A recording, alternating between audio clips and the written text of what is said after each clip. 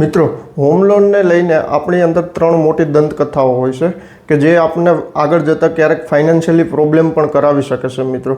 તો કે પહેલું આપણને કેવું હોય છે કે ભાઈ આપણે જ્યાંથી બેન્કિંગ કરતા હોઈએ અથવા તો આપણું જ્યાં સેલેરી એકાઉન્ટ હોય આપણને એવું હોય છે કે ત્યાંથી હોમ લોન લેવી આપણને ઇઝી પડતી હોય છે મિત્રો.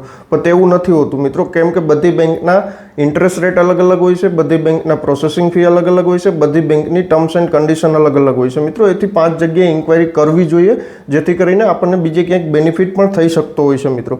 સેકન્ડ જો આપણે વાત કરીએ તો કે ભાઈ સિબિલ સ્કોર જે છે ને એ 750 ઉપર હોય ને તો જ આપણને હોમ લોન મળી શકે એવું તદ્દન નથી હોતું મિત્રો. કારણ કે સિબિલ સ્કોર એક મોડરેટ હોય છે, 650થી લઈને 750 સુધી પણ તમને હોમ લોન મળી શકે છે. પણ જો તમારો સિબિલ સ્કોર લો હશે મિત્રો તો તમને ક્યારેક વધારે ઇન્ટરેસ્ટ પેમેન્ટ કરવું પડે એવું પણ બની શકે, પણ હોમ લોન તમને મળી શકે મિત્રો.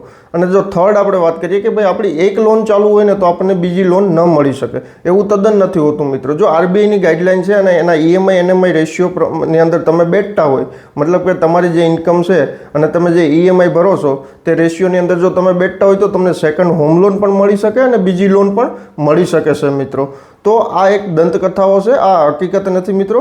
તો આપણે આવી વસ્તુ ન વિચારવી જોઈએ મિત્રો.